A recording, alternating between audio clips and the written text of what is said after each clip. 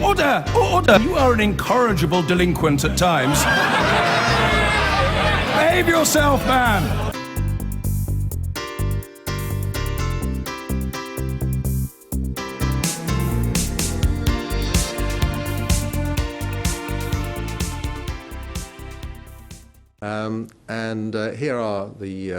Here are the lawyers rising, and here is Lord Newburgh, followed by Lady Hale to his right, Lord Mance, Lord Kerr, Lord Clark, Lord Wilson, Lord Sumption, Lord Reid, Lord Carnworth, and Lord Hodge. And as soon as they all sit down, Lord Newburgh will bow to counsel, and we will listen to what he has to say.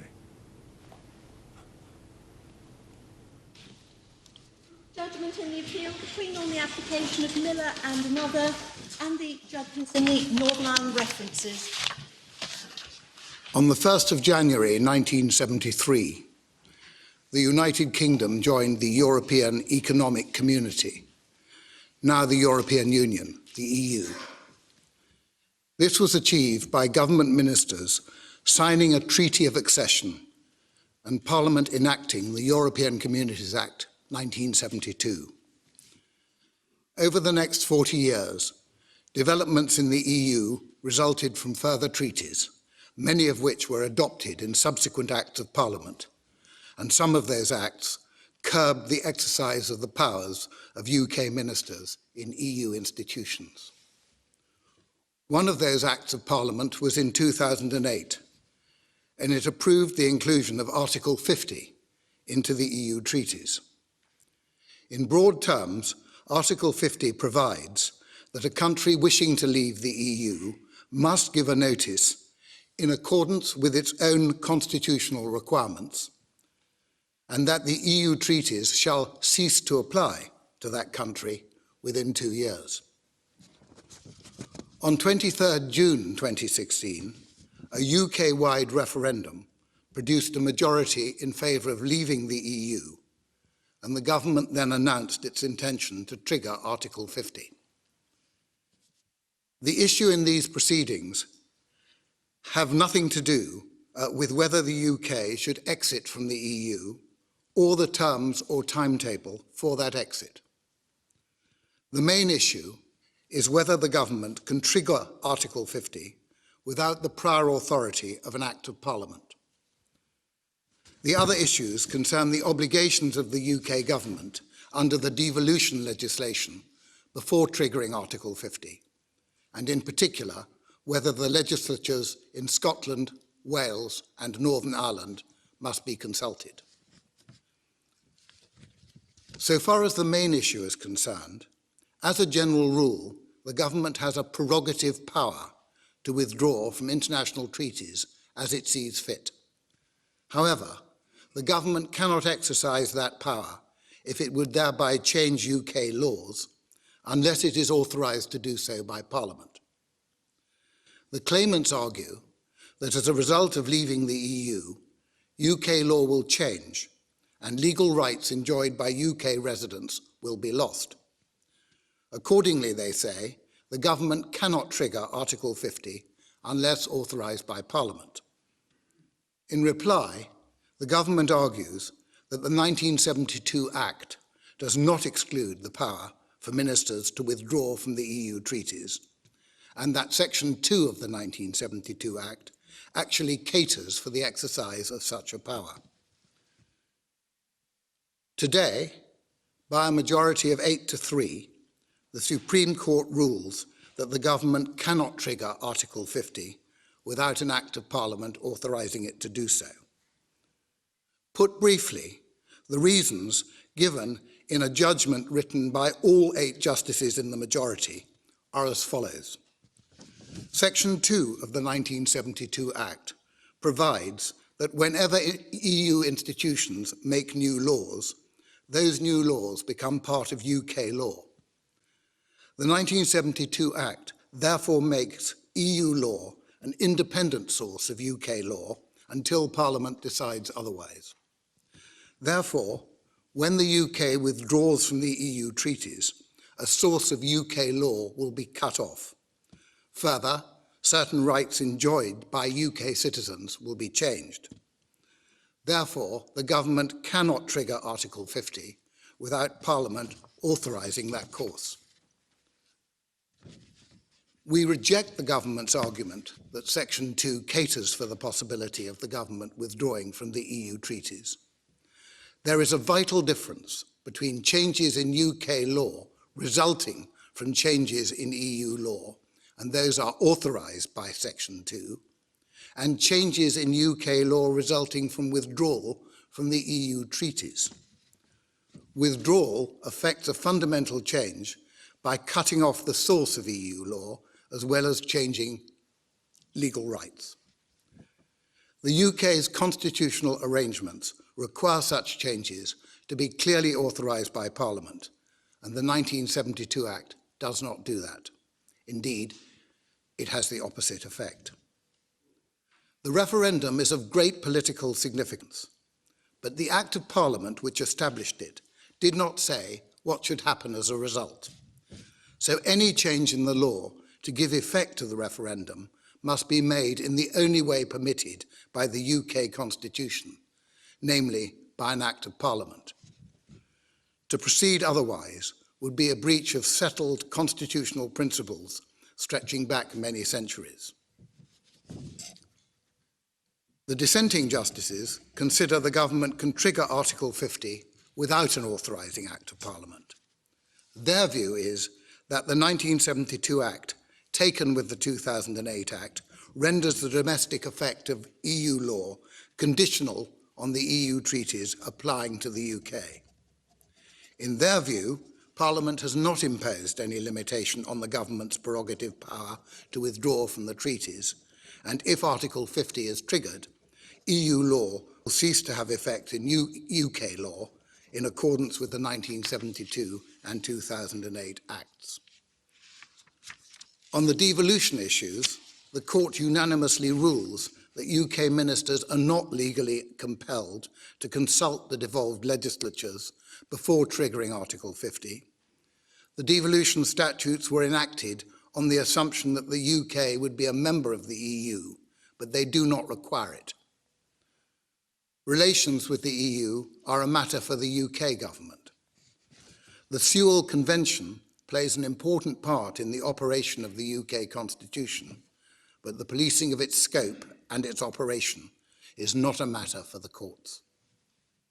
We thank all those who have played a part in helping us determine these important legal questions. Copies of the full judgment and of a summary version are now available on the Supreme Court website. The court is now adjourned.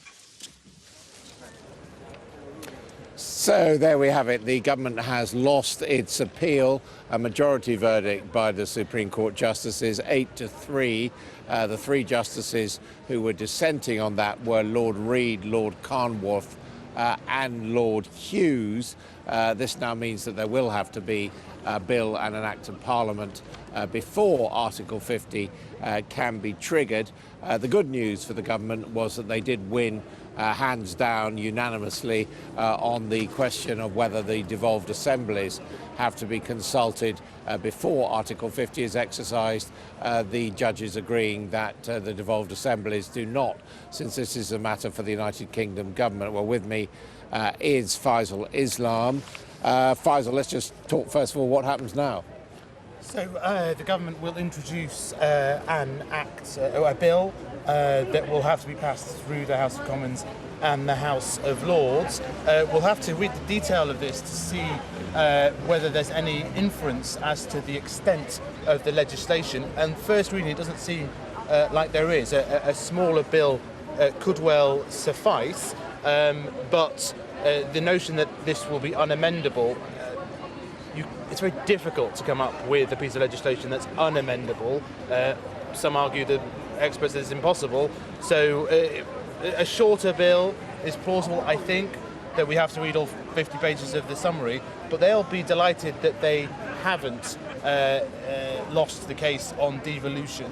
On devolution, the conclusion was the court unanimously concludes that neither Section 1 nor Section 5 of the Northern Ireland Agreement is of assistance in this case that the Sewell Convention does not give rise to a legally enforceable obligation. This might have other political implications. I'm pretty sure the Scottish Government and others will say, well, hang on, is the Sewell Convention worth the paper it's written on if it doesn't have any bite here? On the substantive issue, Jeannie Miller, as you say, government has lost. It was a split verdict, 8-3. Lord Reid, Lord Conworth, Lord Hughes disagreed and have each given their own minority verdict on why they disagree. But 8 of the Supreme Court justices upholding, including the President, upholding the view of the High Court. So we will now start the process of legislation. The government feel that they can still meet the deadline given by the Prime Minister of the end of March, and now it really depends on the sort of bill they introduce. But here comes Jeremy Wright, the Attorney General. By thanking the justices of the Supreme Court for the careful consideration they've given. By thanking the justices of the Supreme Court for the careful consideration they've given for the highest court in the land to decide.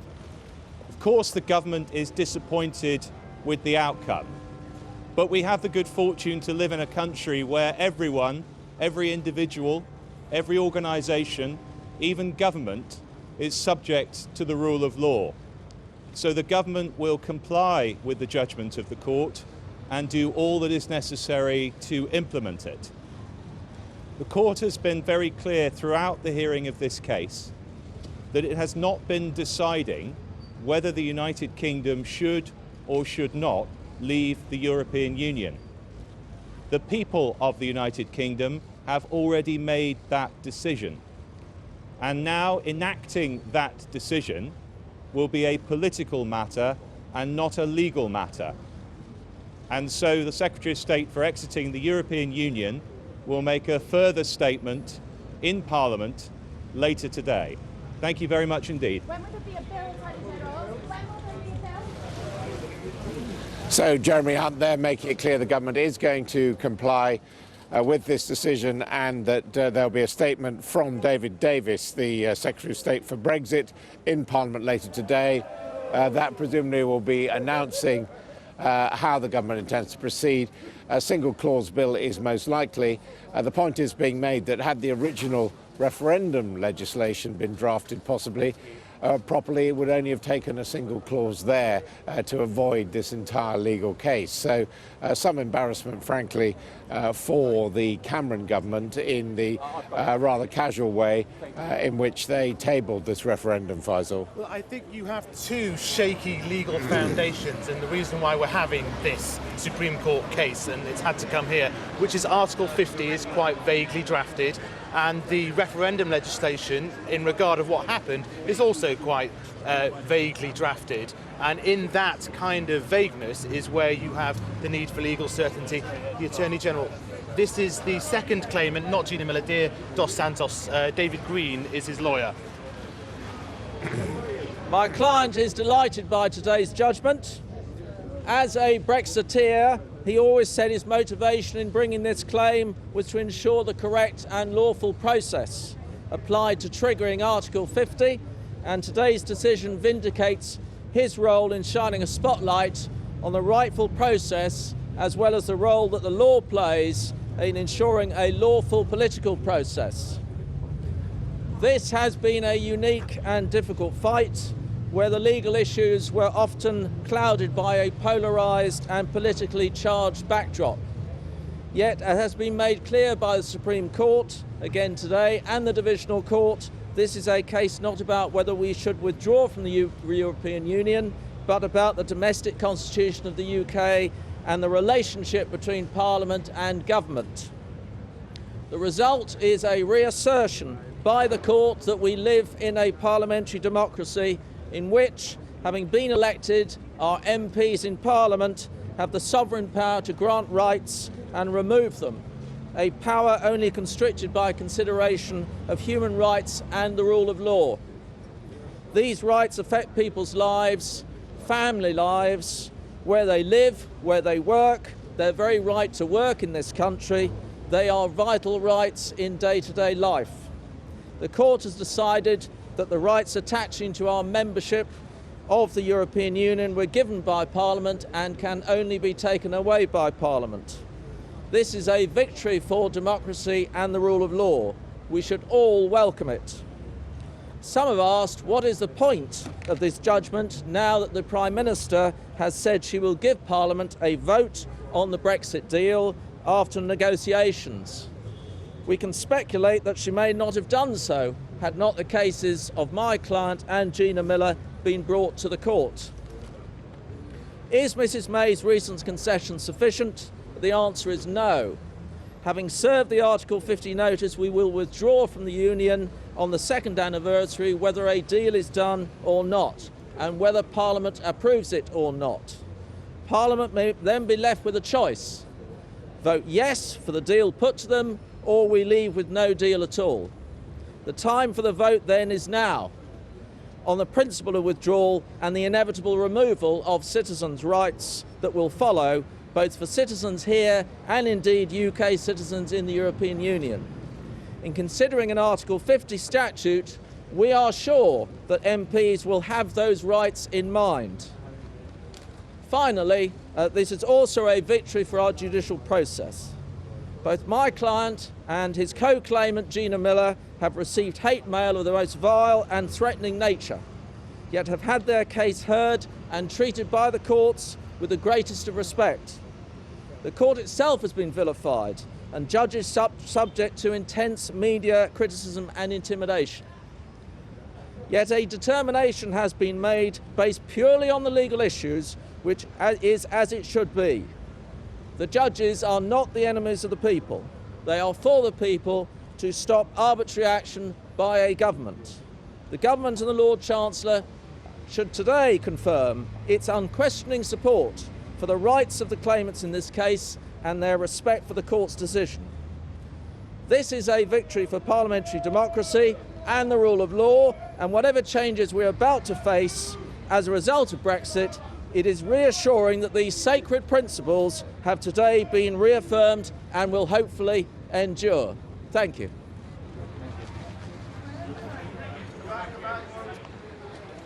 And another statement about to come, but clearly the complainant's very pleased with the result, but making the point, the key decision has to be taken now. This is a matter of life or death. I'm John Shaw of Fair Deal for Expats. We, the expat interveners, have been involved in this historic case since the outset, representing the 2 million or so British citizens who live in other parts of Europe. We are delighted and relieved by the decision of the Supreme Court today. There can now be proper control by the MPs the British people elect over the process of the UK leaving the EU. Together with 3 million nationals of other European countries who live here, we are the people who will be most profoundly affected by all of this. Everything people in Britain take for granted in their daily lives rests, for us, on our being EU citizens, from being able to work to accessing vital healthcare and our children's education. Let me give you an example. Healthcare is absolutely key. Many UK pensioners are entitled to join the healthcare systems of the countries in which they live. These rights would be lost, and thousands of UK expatriates unable to continue to receive the healthcare to which they are entitled. My friend Paul, from the village we live in Lausanne, sadly now deceased, lived an extra 4.5 years because the French healthcare system was able to provide him with treatment that our wonderful NHS was not able to do. I have cancer for the 3rd time and get treatment in France. So it is a matter of life or death. Despite this, a large number of us were not permitted to vote in the referendum at all. Many of us now face losing our basic citizenship rights without ever having a say-so. The rights of these millions of people went largely overlooked in the referendum. Proper parliamentary scrutiny now offers the best chance for our circumstances to be considered in the lead-up to the Brexit negotiations. This is the human side of Brexit. We would urge the government not to use us as bargaining chips.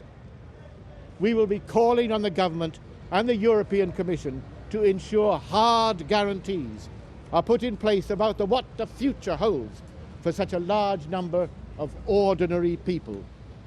We ask that governments across the EU do the same. I'd like to thank our excellent legal team from Croft Solicitors and Henderson Chambers and the 11 Supreme Court Justices for their thoughtful consideration of this case.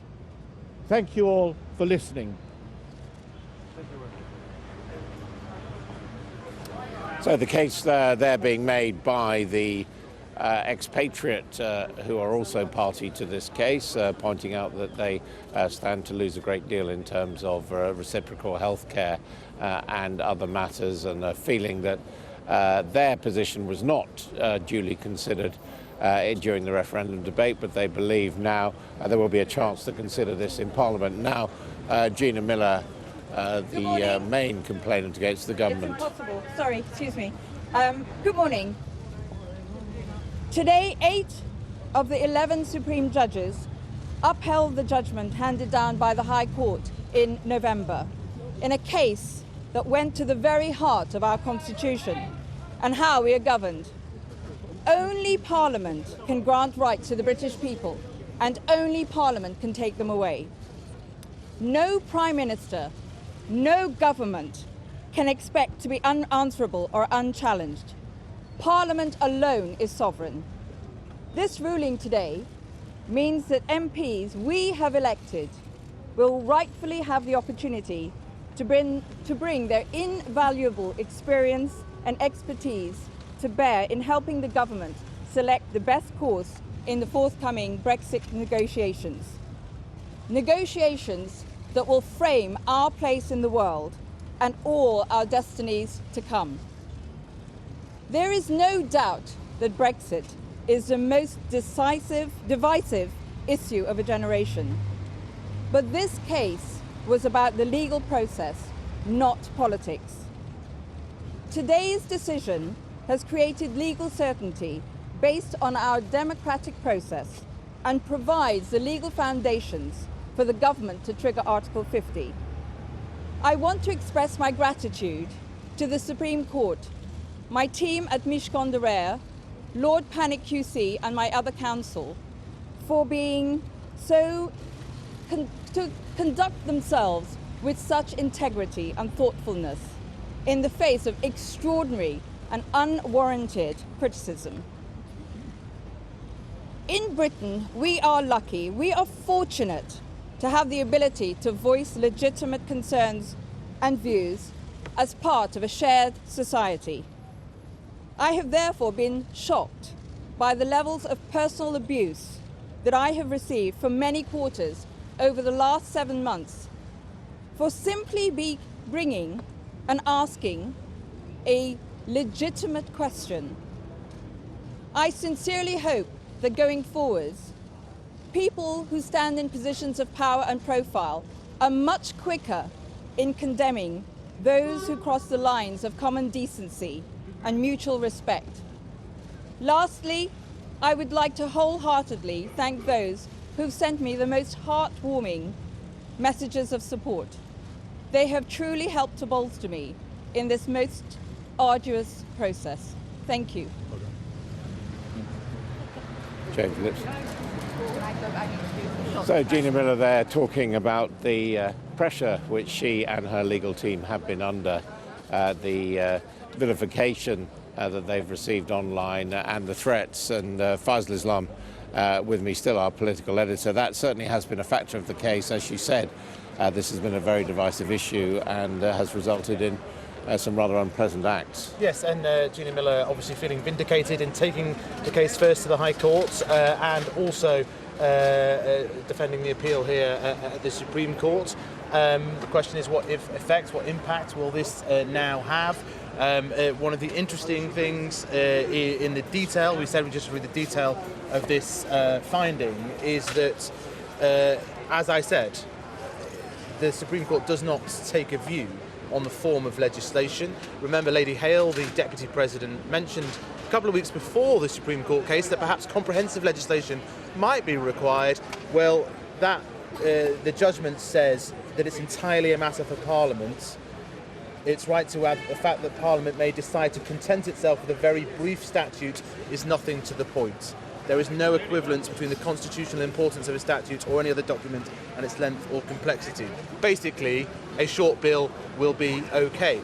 It might be a one-line bill, it might be a 2 or 3-line bill. Some of the debates within government are about whether we need to withdraw from some of the other EU institutions, like the Atomic Treaty, Euratom. We might find that that features in the legislation. People might be surprised by that. But what really matters now is when David Davis stands up, is the long title of the legislation. That will determine how amendable this legislation is. But yes. It is 10 o'clock in the morning here outside the Supreme Court in Westminster. The government has lost before Article 50 can be triggered. This is how it happened. Today, by a majority of 8 to 3, the Supreme Court rules that the government cannot trigger Article 50 without an Act of Parliament authorising it to do so. Put briefly, the reasons given in a judgment written by all 8 justices in the majority are as follows. Section 2 of the 1972 Act provides that whenever EU institutions make new laws, those new laws become part of UK law. The 1972 Act therefore makes EU law an independent source of UK law until Parliament decides otherwise. Therefore, when the UK withdraws from the EU treaties, a source of UK law will be cut off. Further, certain rights enjoyed by UK citizens will be changed. Therefore, the government cannot trigger Article 50 without Parliament authorising that course. Well, joining me now is James Lipson from Mishcon Laurier. They were the lawyers for Gina Miller, who of course has now won this case in the Supreme Court. Well, congratulations on that. Thank you. What practical difference is this going to make to the whole Brexit process? Well, it's going to create certainty. There's been a degree of certainty about the legal process and a lot of debate about it, and now there's certainty. It's over with the lawyers, and now it's a matter for politicians to do what they have to do and debate and vote on the Article 50 treaty mechanism. I mean, a lot of people would say there was certainty once the British people voted 52 to 48. So what has been the point of all this? Well, the point has been only to clarify the methodology by which Article 50 can be triggered, and this has done that. It is important to ensure that the vote having been taken, we then take the next steps in accordance with our law and the Constitution, and that's all that this case has done. Do you think it is likely to change the nature of Brexit? I don't think it's likely to change the nature of Brexit. It was never intended to change the nature of Brexit. It will bring a focus as to exactly what should be done and discussed before Article 50 is triggered, a little earlier than otherwise may have been the case. And certainly the case itself has brought a lot of focus on the process that wasn't otherwise going to happen, I think. Do you think the government was right to take it all the way to the Supreme Court? I mean, did we need this ruling? Well, I haven't had a chance to read the whole ruling yet, and I'm not sure that the government was right. We had a very clear ruling in the divisional court. It seemed to be a settled issue. We could have gotten on and just got on with it, but we are here now, and we have another very clear ruling, as I understand it, and now we can let the politicians do their job. I mean, from the point of view of your client, Gina Miller, she was very clear that she is desolated by Britain's decision to vote to leave the European Union. So wasn't this really a way of remoaning, as people put it? Well, I actually don't think it was a way of remoaning at all. Many people felt some degrees of desolation, but many people, including Gina, I think, have moved on and now want to make sure that we do the best job of exiting the European Union. Part of doing the best job is making sure the constitutional certainties that have held this country in good stead remain in place, especially in times of acts that we've had over the last few months. Can I just ask you about the costs of the case, how it's funded, what it's going to cost overall, who's going to pay? There are a number of people who have contributed to the cost of the case. My firm has also contributed by not charging all the time that we've done, and now the government will have to pay a small portion of our fees as well. So in all, we're talking hundreds of thousands, the overall cost? The overall cost would have run to hundreds of thousands. The notional cost would have been hundreds of thousands. And how do you as a lawyer feel about the branding of the judges as enemies of the people by the Daily Mail? Well, I think that's very, very regrettable. I hope the reaction to the Supreme Court won't be similar in the Daily Mail or elsewhere. I think it's very regrettable that the judges just doing their job, upholding the principles of our own constitution, should be branded in such a way. And finally, Gina Miller referred to the sort of pressure she's come under. I mean, what sort of things have she been threatened with? How's she been treated since she became a public figure bringing this case? She has been threatened with the most revolting sorts of violence, both verbally and other threats too, in all sorts of manners, whether it's on social media, whether it's things sent to her in the press too, in the comment sections on a lot of the press articles on her. It's been very, very upsetting for her and anyone who's associated with her. James Edson, thank you very much indeed for joining us. Well, our legal expert Joshua Rosenberg has been going through the judgment. Joshua.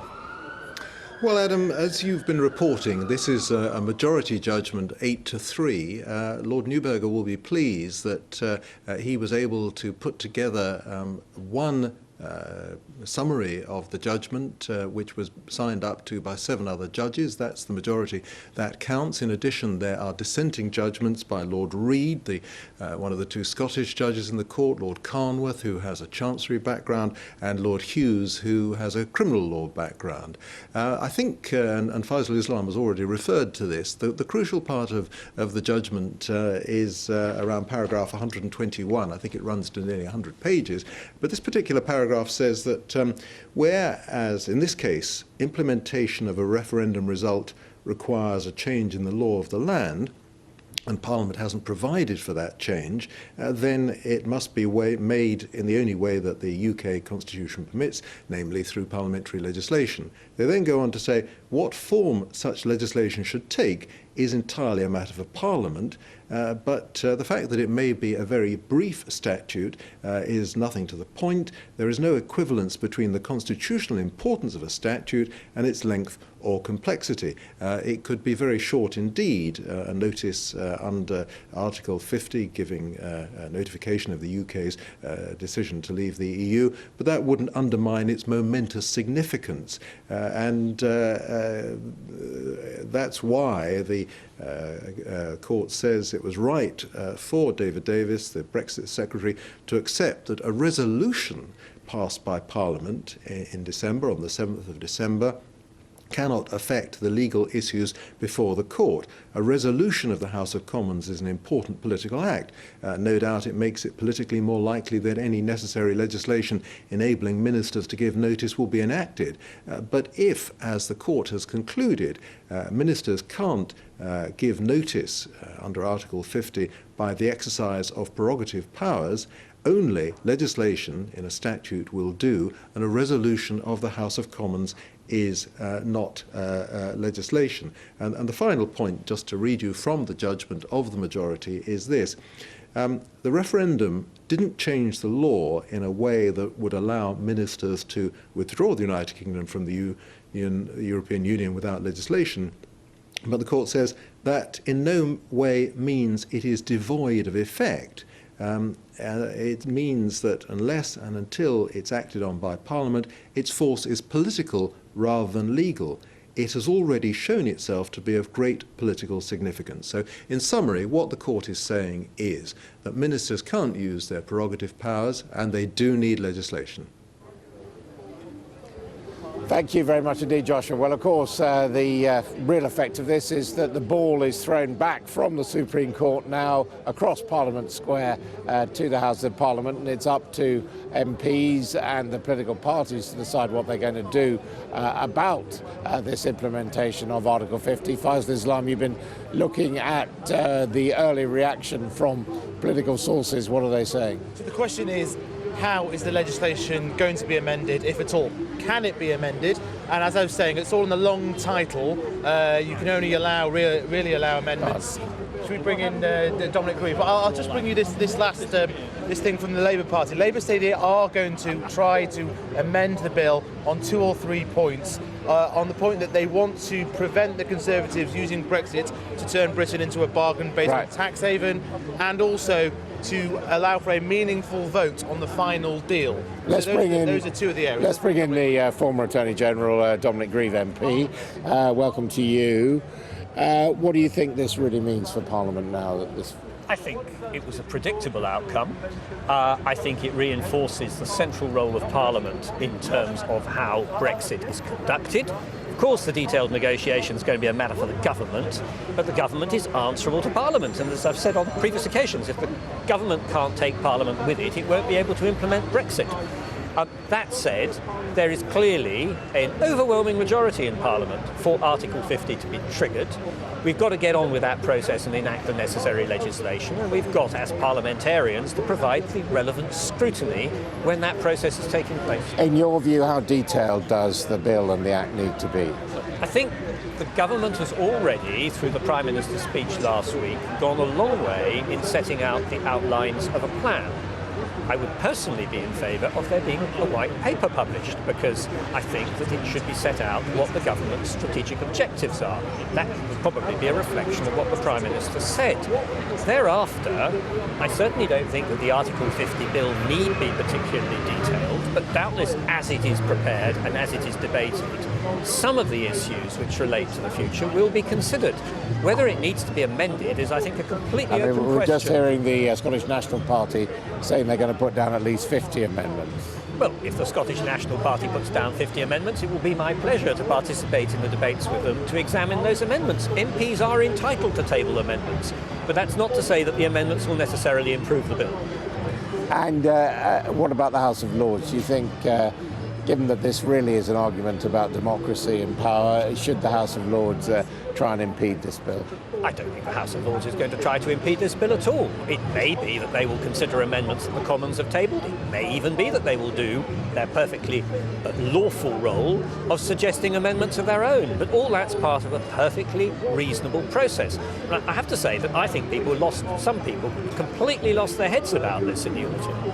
The reaction to the original judgment of the High Court was extraordinary. Vitriolic abuse heaped on judges for doing their job and actually for standing up for the historic liberties of the people of this country. Dominic Grieve, thank you very much indeed. Well, let's go now to Keir Starmer, the shadow Brexit Secretary for Labour. Mr. Starmer, thank you for joining us. What are you going to do now that the ball is back in Parliament's court? Well, we welcome the judgment, of course, because this provides a proper role for Parliament. It's a bit of a shame that it's taken this long to get that basic principle established. But it must now be a proper role for Parliament, and I think it would be against the spirit of the judgment if the government tried to introduce a one-clause bill. The judgment clearly envisages the normal procedures, and that would involve amendments and consideration in both houses. So I hope now we'll have the proper and full debate and a proper role for Parliament as envisaged. I mean, I have to say, reading the judgment, it says the form of the legislation is entirely a matter for Parliament. The government may decide to content itself with a very brief statute. So I don't think one can really say that the judges are dictating that there should be a detailed bill. Obviously, we're going to hear from your opposite number, David Davis, the Brexit Secretary, at 12:30. But from Labour's point of view, would you want to amend a single or very simple piece of legislation? Yes, if it's a simple piece of legislation, we would then want to amend it to ensure that Parliament does have a proper role and a meaningful role in the process. So if it is a short form bill, we do indicate that we will be putting down amendments. And what will they be trying to achieve? What do you mean by Parliament having a role? Well, I think it's important that in the first instance, the government actually produces the plan that they said they would produce. Because we need to have something in writing, a formal document that we can test progress against. We also need, I think, proper reporting back throughout the process so we know how the negotiations are going. And I think the vote at the end of the exercise is really important. In other words, Parliament needs to have a meaningful role at the outset in knowing and setting out the objectives, but also a grip on the process until we get to a conclusion. I mean, Dominic Grieve there saying that the government should now publish a full white paper before Parliament enacts this. Would you agree with that? I do agree with that. I think it's very important that we have a formal statement of the government's negotiating objectives. We had a speech last week, but a speech isn't a formal document. And Parliament and the select committees and the public need something formal that they can test progress against, because otherwise it's very hard to see how accountability will really work. And just to ask you Labour's official position, is there any chance that this process could result in Labour trying to stop Brexit? Well, we've said repeatedly that we accept and respect the outcome of the referendum. And it follows from that we don't seek to block the Prime Minister from starting negotiations. But we've said all along that the terms of the negotiation and the role of Parliament in this is really important. So we will be pushing for amendments. Keir Starmer, thank you very much indeed for joining us. Let's just hear again what was said here a few minutes ago outside the Supreme Court by the person who brought this case against the government, Gina Miller. No Prime Minister, no government can expect to be unanswerable or unchallenged. Parliament alone is sovereign. We are fortunate to have the ability to voice legitimate concerns and views as part of a shared society. I have therefore been shocked by the levels of personal abuse that I have received from many quarters over the last 7 months for simply bringing and asking a legitimate question. So just to confirm, the next stage will be the statement to Parliament at 12:30 from David Davis, the Secretary of State for exiting the European Union. That will be live, of course, here on Sky News. But already we've heard from Downing Street. They say that this is not going to slow the government down, that the Prime Minister will still deliver on triggering the exercise of Article 50 by the end of March. Well, with me, Faisal Islam. Is that in danger now, the chance that the government will be able to do this by the end of March? Well, it can be done. It's quite a tight legislative timetable to do that. It's 7-8 weeks now. We've got a recess in there. They'll have to clear everything. And if you like, saying it's going to be done by the end of March is daring Parliament not to put in too many amendments. I thought the really interesting thing here is that Labour are saying they're honing in, and the SNP too, on that end vote. So they're going to try to amend the Article 50 trigger to make that vote promised by Theresa May last week at the end of the process, quote, meaningful. What does that mean? The offer that we thought of that vote... Keir Starmer didn't quite say we won't obstruct Brexit. And it depends on the legislation that David Davis brings forward. But it seems to me that means a reference to what the choice is at the end of the process. So at the end of the process, let's imagine the scenario, MPs aren't impressed with the deal that Theresa May had struck. In theory, what we were hinted at by the Prime Minister last week was that the choice on offer then would be her deal or WTO terms, the hardest of Brexits, the cleanest of Brexits according to its proponents. So no choice for many Labour Remain supporters. What they're saying is they want to make it meaningful. So, for example, they have to perhaps go back and renegotiate if the deal isn't sufficient. That is the nature of the amendment being hinted at by Labour and the SNP. Will that capture any support from Conservative rebels? That is the open question. Well, we're also hearing from the Lord Chancellor, Liz Truss. Joshua Rosenberg has been monitoring that. Joshua. Adam, Liz Truss has put out a statement this morning, immediately after the judgment. She said, our independent judiciary is the cornerstone of the rule of law and is vital to our constitution and freedoms. The reputation of our judiciary is unrivaled the world over, and our Supreme Court justices are people of integrity and impartiality. And she concluded, while we may not always agree with judgments, it's a fundamental part of any thriving democracy that legal process is followed. The government has been clear that it will respect the decision of the court. And I think the significance of this statement from the Lord Chancellor, Elizabeth Truss, is that she was criticised, you may remember, after the High Court decision in November for not coming to the defence of the judges who found against the government in the High Court in the face of robust criticism from some of the newspapers. And she's making it very clear that the Supreme Court judges are people of integrity and impartiality, and although she may not agree with the decision, her government doesn't agree with it, they will put it into effect. So that almost amounts to an apology. It certainly amounts to an acknowledgement that it's the role of the Lord Chancellor to stand up for the judges, something that she was criticised for not doing last time, and she's determined not to face that criticism today. Joshua, as you know, there was a change in the legal process. The Law Lords moved out of the House of Lords and the Supreme Court set up. Could this have happened under the old system with the Law Lords?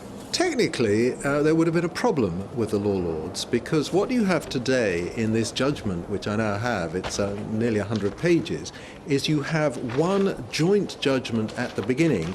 It's written by Lord Neuberger, and it says here, with whom Lady Hale, Lord Mance, Lord Kerr, Lord Clark, Lord Wilson, Lord Sumption, and Lord Hodge agree. So if you want to know what the Supreme Court has said, you have to read just this one judgment. It runs to 152 paragraphs, but nevertheless it's absolutely clear.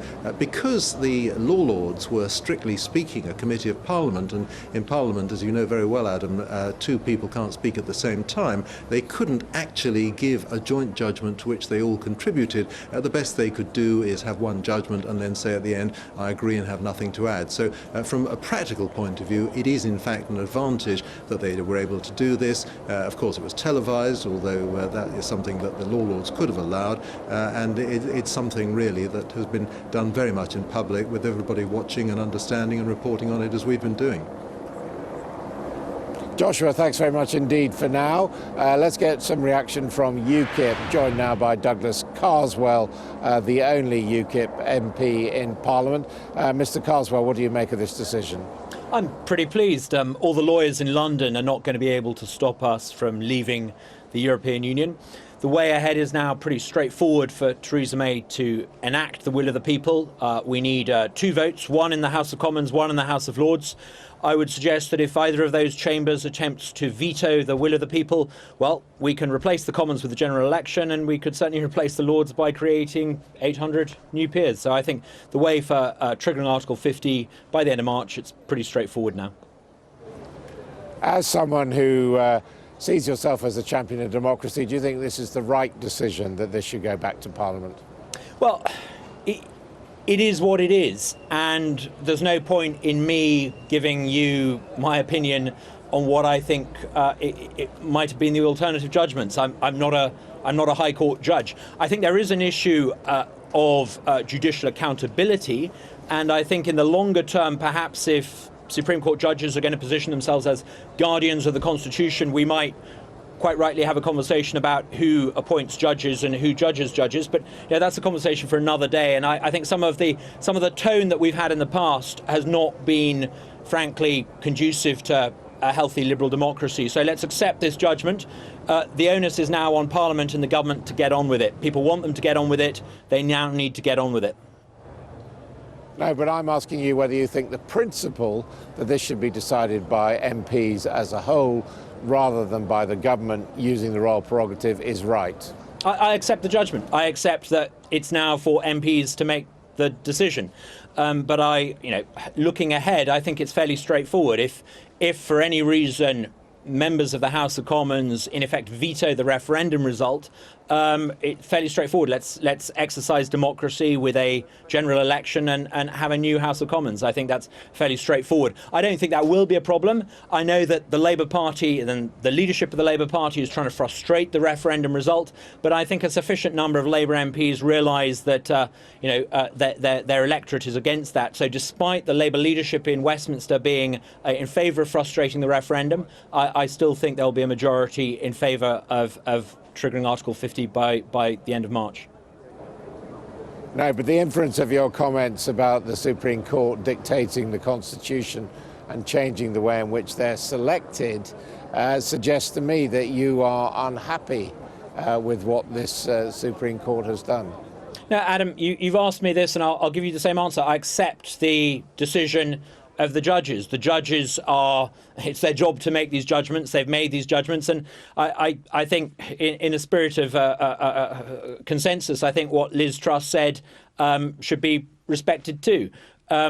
Longer term, there may be questions about judicial appointments. I know the Supreme Court is not appointed through the Judicial Appointments Committee, but the Judicial Appointments Committee itself, I think, is perhaps not as democratic or outwardly accountable as it should be. And UKIP will be publishing a paper in due course about reform of that process. But I don't think we should do anything other than accept the verdict today, and now recognise that it's for Parliament, for those we elect, to make good on the will of the people. Let's not bash judges today.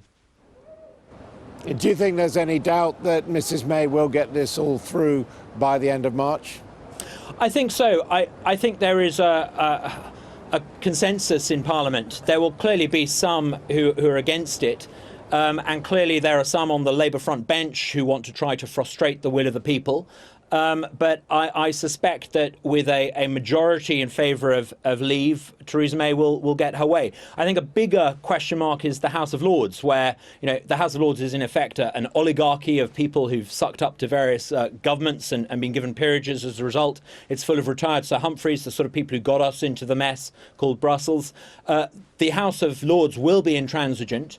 But I suspect that pragmatism and a willingness not to see 800 new peers created will perhaps encourage their lordships to come to their good sense. Because the fact remains that the referendum was technically only consultative, and what we're now seeing is Parliament enacting something which is not consultative. Well, we live in a parliamentary democracy, but sovereignty of Parliament is, I've always regarded, and I think most people have always regarded, as shorthand for sovereignty of the people.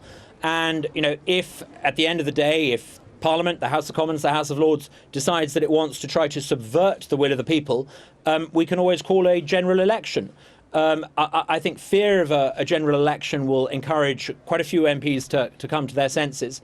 Now, I know that the Labour Party leadership wants to try to prevent us leaving the European Union. The Europhile leadership of the Labour Party has for many, many years been signed up to the EU project, and they will do whatever to try to frustrate things. But I still think with the Conservative Party, with UKIP in the House of Commons, with Ulster Unionists, and with one or two Labour MPs like Gisela Stewart, who are very democratic and on the side of the people, I think there is a convincing majority to pass this act. Obviously, we need to see the legislation that David Davis's department has drawn up. But, once Theresa May is back from Washington at the end of this week, I hope she brings forward next week, if possible, this legislation. Let's have that vote and that debate as quickly as possible. So the government now has to get a bill through Parliament. How are the opposition parties going to play it? Joining me now are representatives from two of them, Lord Newby of the Liberal Democrats and Janet Cherry of the SNP. Welcome to you both. I want to ask you both a simple question. Do you see this as an opportunity to try and derail Brexit? It's not an opportunity to try and derail the talks getting the Article 50 process going. What we'll be trying to do is to insert into the bill a provision that the people should have a final say on the outcome. Because so that could derail Brexit? Well, it won't derail the Brexit process. It's simply saying there should be a democratic vote at the end of the process in the same way that there was a democratic vote at the beginning of it. A second referendum. A second referendum. Well, we see this as an opportunity to make sure that the wishes of voters in Scotland are respected, the wishes to remain within the European Union and to remain in the single market. So we are absolutely delighted that the Supreme Court has said that there will require to be legislation, and we'll be tabling substantive and extensive amendments to that legislation to make sure that the wishes of people in Scotland are respected. I mean, the Supreme Court did say, however, that this is not a matter for the Holyrood Parliament or the other devolved assemblies. This is a matter for the Parliament here. What they've said is that they cannot enforce as a matter of law the convention that the Scottish Parliament's consent should be sought before legislation which affects devolved matters is passed. They've really said it's over to the politicians, and they've said that convention forms a very important part of the British Constitution. Now, if, as we were told, we're an equal partner in the Union and we have the most powerful devolved parliament in the world, then we would expect the wishes of that devolved Parliament to be listened But you to. have lost that in this court. We've lost it as a matter of law, Adam, but the Supreme Court has been very clear to say that it still the Convention plays a fundamental role in the British Constitution, and have said it's up to the politicians to respect it. So what sort of amendments are you going to want to table? Well, we will be looking for there to be a white paper before Article 50 is triggered, and I think we can make common cause with other members of other parties across the chamber on that one. We'll also be looking for the Prime Minister to seek the agreement of the leaders of the devolved administrations through the Joint Ministerial Council before Article 50 is triggered. And again, we would suspect support from other parties and the other devolved administrations on that one. Lord Newby, can the unelected Lords possibly obstruct the will of the elected government enacting what was chosen in the referendum? I don't think the House of Lords is going to seek to stop this bill being enacted within the due time, and the government will then start its negotiations. But one of the few agreed roles of the House of Lords is that if it thinks the government and the House of Commons has got something wrong, it can ask them to think again, and that's what we might be doing. A second referendum would be a massive turnaround, wouldn't it? It would be a change of view of quite a lot of MPs at the moment, but we think that's the right thing, and in politics that's what you campaign for, the things that you believe in. What about what the SNP are saying? Do you sympathise with that? Should there be consultations or opt-outs for other parts of the European Union, of the UK? I don't think you can do that. I think that we are a united kingdom, and the whole of the United Kingdom on this issue stands and falls together. Well, as I say, during the Scottish independence referendum, we were told by Ruth Davidson and Alistair Darling that in Scotland the way to guarantee our EU citizenship was to vote to remain part of the UK. That promise has now been broken, and we're waiting to see what the Tories and the Labour Party will do to put it right, because the majority of people in Scotland voted to remain. The Scottish Government has put forward a very reasonable compromise proposal whereby Scotland could remain part of the single market. Unlike the British Government, we've put a lot of thought into that and we've produced detailed proposals. We're waiting to hear the British Government's response. So would you actually try, given all these arguments, to obstruct the government timetable of getting this Act through Parliament by the end of March? Yes, we will, because we do not have confidence at the moment that the government is listening properly to the voice of Scotland, and we will use legitimate democratic means through the British Parliament to make sure that they do so. But you, as I understand, wouldn't? I don't think it's the role of the House of Lords to try and vote down this bill. People have spoken, they want the Brexit process to start. It is the role of the House of Lords to amend it if it thinks it needs it. And to obstruct the timetable? Well, I don't think there's any need to do that. There's plenty of time to get the bill through by the end of March. Thank you both very much indeed. Well, let's remind ourselves of the response we've had so far from the government. This was the Attorney General, Jeremy Wright, leaving court after his case had been defeated. Of course, the government is disappointed with the outcome. But we have the good fortune to live in a country where everyone, every individual, every organisation, even government, is subject to the rule of law. So the government will comply with the judgment of the court and do all that is necessary to implement it. Well, with me now is the Counsel General for Wales, Mick Antoniou. Well, you've lost the case then? No, I think we've won the case. The sovereignty of Parliament and our democratic system has been upheld, and by ensuring now that there will have to be legislation in Parliament, it means there will be a voice for Wales through the Sewell Convention. But legislation in this Parliament, not in the Cardiff Assembly. Oh, absolutely not. But we will engage, and the Sewell Convention is about engagement and seeking consensus across the UK. Scotland, Wales and Northern Ireland, our interests must be represented with that. This judgment today ensures that that will happen. Of course, it's rather odd you're talking about representing the interests of Wales, bearing in mind that the Welsh people voted with the rest of the UK to come out, yet the political authorities in Wales want to stay in. This isn't about whether we stay in or stay out. This is about ensuring that the Brexit deal that is negotiated negotiated represents the interests of not only the whole of the UK, but also specific interests we have within Wales. We have 20,000 car automotive workers, most of whose product is exported to Europe. We have 7,000 steel workers, most of whose product is exported to Europe. We have agricultural products exported to Europe.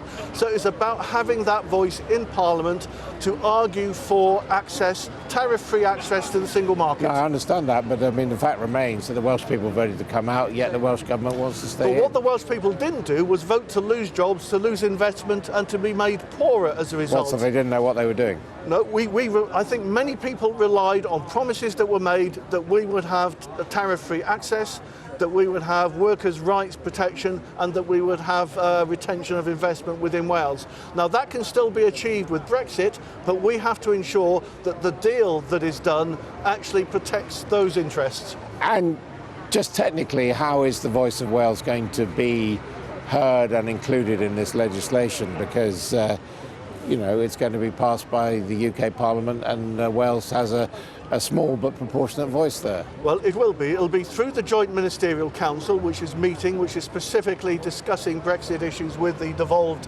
assemblies. It will also be done through engagement through the Sewell Convention, but it will also be done by Welsh parliamentary representatives in Parliament. The importance of all of this is that Parliament is now deciding 650 representatives for the whole of the UK who will scrutinise. So the autocratic approach of the Prime Minister has now been pushed to one side. And the implication of this is that you don't think a single clause bill would be enough? I don't think a single clause bill will be enough, or that it is possible, because there will clearly be amendments representing various issues: access to the free market, seeking to achieve consensus, engagement, subsequent scrutiny, and ultimately moving towards the Great Repeal Bill. And as a first step, you would want a white paper published, would you? Well, Welsh Government is publishing a white paper. We would want the UK Government to make a very clear statement in terms of its intentions with regard to a bill, but particularly how is it going to engage with the devolved administrations and the process over the next 2 years once Article 50 is triggered. There will be assurances, I'm sure, that Parliament will require, and certainly devolved governments will require. You don't feel that in the end all this is going to look like arguing with the referee, arguing the toss, when British people really have made their decision? No, I think what this is about is our vibrant democratic process, making sure that their voices are heard. It was heard in a referendum in respect of leaving the EU, but we've now got to complete the second part of it, which is what are the precise terms? How do we protect jobs, interest, financial interests of the UK over the course of the next couple of years as Brexit is negotiated? Mr. Antonio, thank you very much indeed. Thank you. So that is the situation here at the Supreme Court. The government has lost its appeal. We've got Nadim Zahawi, a Conservative MP, just coming round to join me in a moment. We'll get his view. Of course, at 12:30 we are going to get the statement from the Brexit Secretary, David Davies. But let's bring in Nadim Zahawi, MP. What happens now in your view? Well, I think the government will bring forward an act and Parliament will vote on that. If you remember, just before Christmas, we had a motion with a massive majority in the Commons to trigger Article 50 by the end of March latest.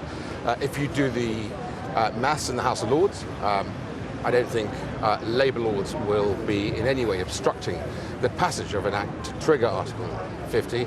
So today's verdict, in many ways, makes no difference to the outcome of triggering Article 50. And I mean, do you think we do need a white paper to just clarify all these issues? Well, I just think that what you will need is a short act to trigger Article 50.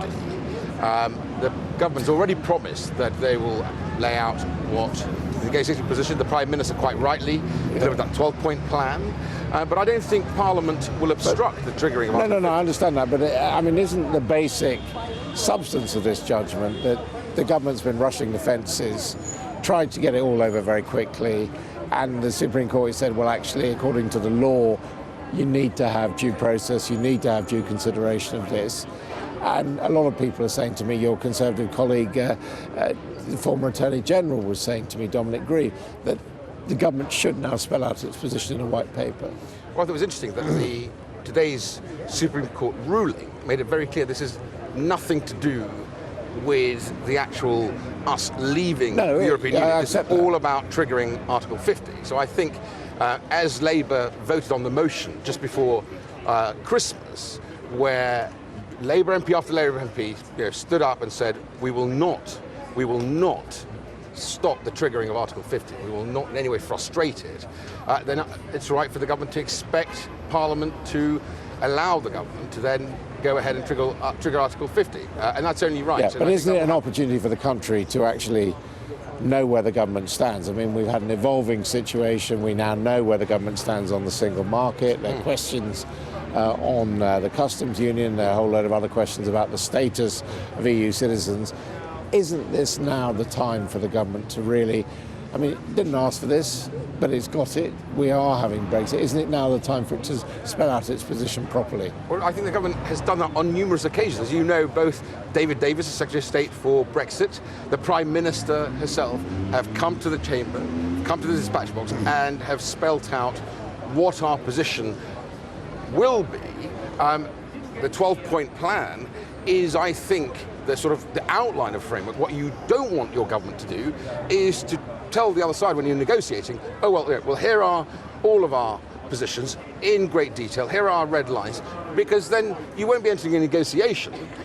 You will be entering a one-way negotiation. The other side knows everything about what you want. We know very little about what their position is. I think that would be unwise, which is why I think the country actually supports Theresa May in her position to say, look, I will outline the generalities of where I think we need to head to in a good Brexit deal, which is good for both sides. Mark Carney, in front of the Select Committee, said that actually there's more risk, greater risk to the EU economy of a bad Brexit deal than it is to the UK economy.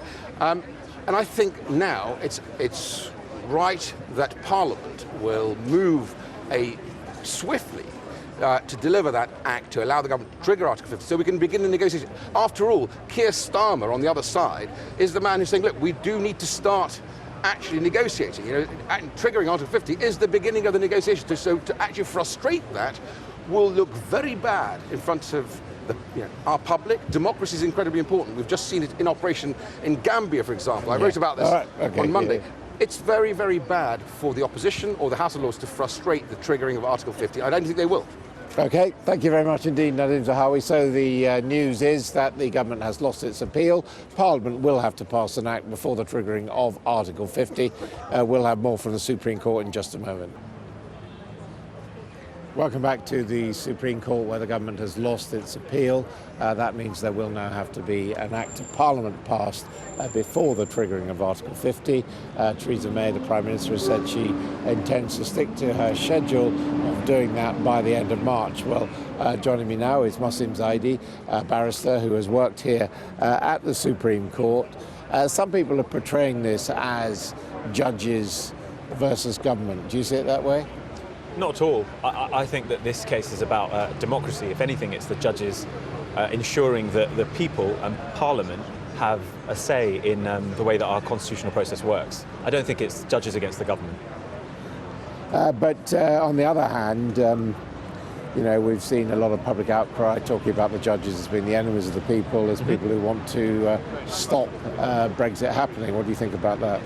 Well, the President of the Supreme Court and the judgment today makes it clear that this case was never about whether or not Britain remains part of or leaves the European Union. It was about the constitutional role of government in taking a decision that has an impact on people's lives. So it isn't by any means the judges being the enemies of the people. In fact, it's the judges standing up for the rights of the people, because it's them saying that it's Parliament, who represent the people, making a decision about laws that affect people's lives. Just hearing Boris Johnson's put out a tweet saying we will trigger Article 50 by the end of March. Forward we go. So there's clearly this sense in the government that they've had obstacles thrown in their way. The government may see it as an obstacle. I mean, I think it's unfortunate if it is characterised as an obstacle, because it's a fundamental part of our constitution which isn't written down, that Parliament over there has the final say on any changes in our law. So to see that as an obstacle seems to a fundamental principle of how our society works. But is it judges getting more involved in matters in our daily life that matter? No, and even in this case, the government agreed that this was a question that should come to the Supreme Court. So even the government accepted it's a question that the judges should be deciding. So the government's not saying the judges are interfering unnecessarily either. Wasim Zaidi, thank you very much indeed for joining us. So the judgment came a little bit later than scheduled, just around 22:10 this morning. Let's get the reaction of Joshua Rosenberg, our legal expert, and also Faisal Islam, our political editor. You've been going through it. What leaps out at you from this now? I'm sure that Lord Neuberger went to quite some trouble to make sure that as many of the justices as possible agreed with him. Now, 3 dissented, but the remainder all supported the judgment which he wrote. And it's a very clear and straightforward judgment. Legislation is required, the royal prerogative is not sufficient, and he deals quite shortly with objections such as Parliament never intended this, Parliament never intended that it should be necessary for a vote in Parliament after there was a referendum. Well, that's not what Parliament says, said Lord Neuberger. And although they are careful not to talk about the nature of the legislation, they make it entirely clear that legislation will be required. And what about the objections? Or what are the objectors saying? There are 3 dissenting judgments, and they basically, in summary, say that the prerogative is sufficient. They give detailed reasons for this, and they go into this in some length, and they will be very important. But as I say, what's crucial is the majority, and what's also clear is that by having all 11 to sit, there is no question that with others it would have been decided. Faisal, so where's this go politically now? We got that statement at 12:30, but already battle lines being drawn. Yes, so the statement, I think the dog that didn't bark here was the devolution issues. That could have created severe headaches for the government, but unanimously the Supreme Court justices said that the Sewell Convention does not apply. This could create other political problems, though, for the government, because there it is in paper here that on the biggest, most constitutionally significant matter that has come before the United Kingdom Constitution post-devolution, the Scottish Parliament, Northern Irish Parliament, Welsh Assembly don't have powers. And I'm pretty sure, I mean, you heard that from Joanna Cherry, I'm pretty sure the SNP will be quoting from this, saying, by the way, you may have voted Remain, you may even just have wanted to stay in the single market. Legally, you have no power. Same with Northern Ireland, where the majority voted Remain, and of course we're having Northern Ireland Assembly elections very soon. Before the trigger of Article 6. So there are other issues there, but I think in terms of House of Lords and House of Commons, they will short bill, and they'll hope it won't be amended. Okay. Now let's get more reaction to the Supreme Court's ruling that the Prime Minister needs Parliament's approval before triggering the Brexit process. Let's head to Westminster. We can talk to Baroness Chakrabarti, the Shadow Attorney General and Remain supporter. Very good afternoon to you. Where does this leave the Labour Party? What do you want to see happen now? Because Jeremy Corbyn's already said you're not going to get in the way of the will of the people here. So what are you going to do? I think we should be clear that the judges have not got in the way of the will of the people either. They've been clear that they're not commenting on whether Britain should or shouldn't have voted to Brexit. They're just saying that we live in a country where Parliament is sovereign, not the government. Indeed, people that campaigned to leave, and many of them I have respect for, people that campaigned to leave said that they were going to restore parliamentary sovereignty. So it's very surprising that the government needed to be dragged to Parliament by opposition parties and indeed the Supreme Court. So what's important now is that we start having the debate, not about whether we leave or not, but about what kind of country we are going to be, how we are going to live post-Brexit. And that is what this parliamentary scrutiny is all about. And we will be seeking to hold the government to account before Article 50 is triggered, but also during the entire negotiation process and indeed before any new arrangements are agreed. Well, yeah, and you know, during that negotiation process, that is what we would expect from an official opposition, quite rightly so.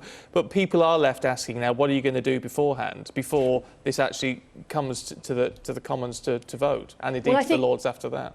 Absolutely. Well, I think that we need to demand, and we are demanding of the government, that when they publish their bill, they also publish a detailed statement of their intention. We've had a speech from the Prime Minister that was more a wish list than an actual plan for how she proposes to negotiate and what her priorities will be. So we need more detail on what the priorities are in this negotiation and how they're to be achieved before this bill is passed, and more will need to go on the face of the legislation before it is passed by both houses. And then, during the 2-year period of negotiation, the government is going to have to, I think, regularly come back to Parliament, which is sovereign, the courts have said, before any final deal is agreed.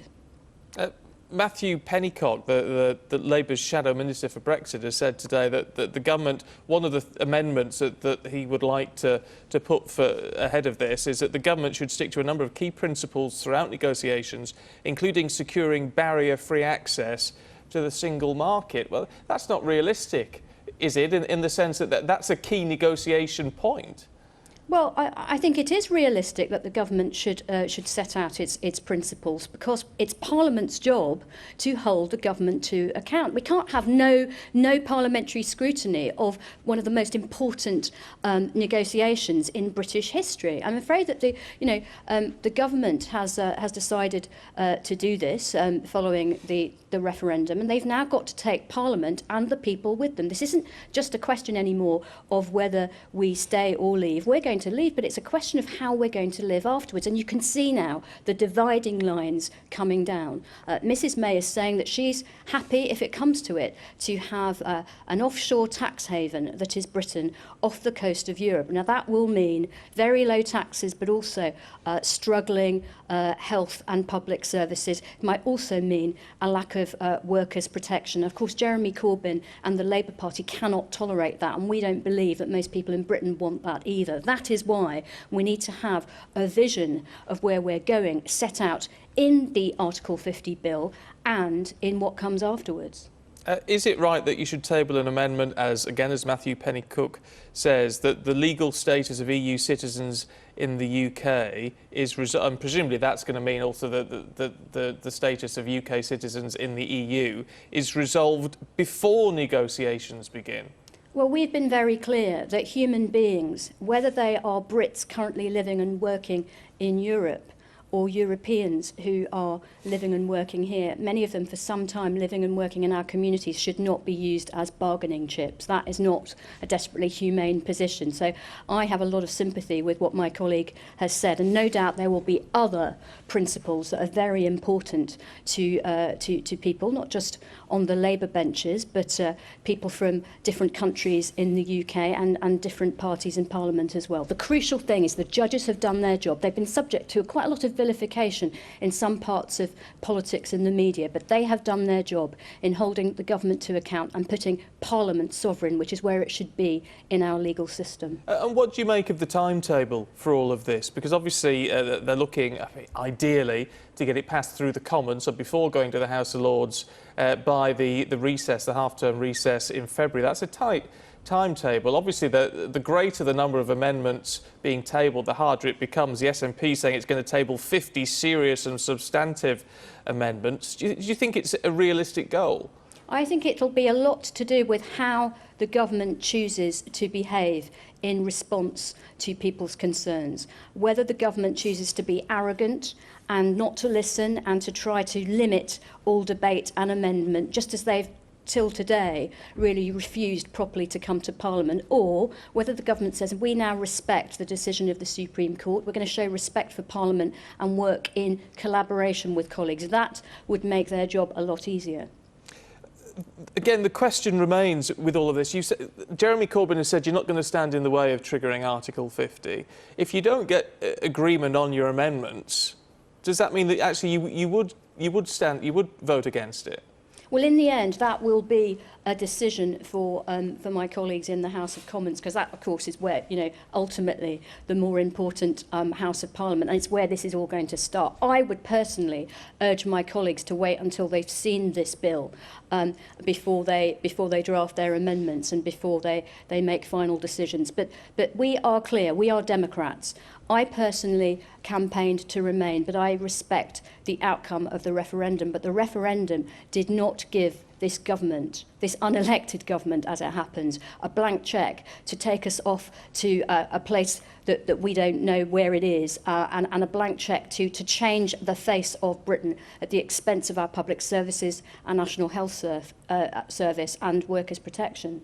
Shami Chakrabarti, good to talk to you. Thank you. Claimant in the legal case, Gina Miller, says she suffered threats and harassment, including being told she should be the next Jo Cox. She spoke to our senior correspondent, Michelle Clifford, about why she thought the battle was worth it. My case was basically to say to the government, you are not above the law. No Prime Minister, no government can decide the futures of us as citizens by bypassing Parliament. Parliament is sovereign, and my case was going to the courts to say, is this true? Is parliamentary sovereignty something that's so fundamental that no government can bypass it? And that's what they upheld today. What is your opinion of Theresa May and the government in terms of how they've responded? I think they've been lacklustre in not condemning the vilification of the judges. I think they've been very irresponsible in not standing up and saying and defending someone's right to bring this sort of case or to ask legitimate questions. And I think that if I hadn't brought this case, I do truly believe that they would have triggered Article 50 back in September, October, which would have been against our constitution. And goodness only knows what the EU response to that would have been. What about the vilification of you? How bad were things over the period that you were bringing this legal challenge and the Supreme Court hearing? It was way beyond what people call keyboard warriors. It was letters, phone calls, threats to me personally, threats to my family, to my safety, the fact I should be the second Jo Cox. As a woman of colour, I'm not even human. I'm a primate, so I should be hunted and beheaded. I mean, there are so many things that have been crossed, so many lines have been crossed. But what it's done more than ever, and has brought me to the place I am today, is that you have to stand up to these bullies. You have to stand up to people who think it's okay to behave like this. So from that point of view, I'm pleased that I'm in a position where I can voice what's happening in our society, and we can all stand up and say it is not acceptable that people behave like this.